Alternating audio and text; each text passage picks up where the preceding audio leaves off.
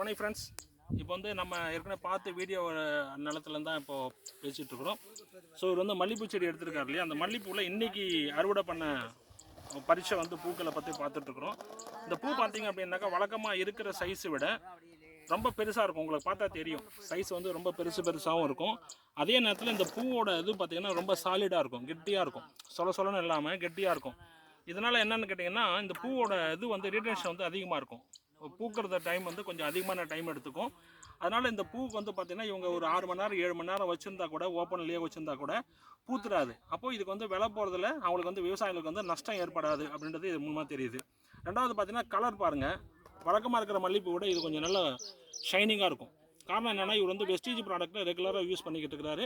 இவர் வந்து 2 வாரத்துக்கு ஒரு முறை நம்ம ப்ராடக்ட் வந்து மாற்றி யூஸ் பண்ணுறதுனால பூவோட மகசூலும் அதிகமாகுது, பூவோட சைஸும் அதிகமாக இருக்குது. ரெண்டாவது பூவோட ஷைனிங்கும் ரொம்ப எக்ஸலண்ட்டாக இருக்குது. பார்த்தீங்கன்னா தெரியும் உங்களுக்கு, நீங்களே கண் கூட பார்க்கலாம்.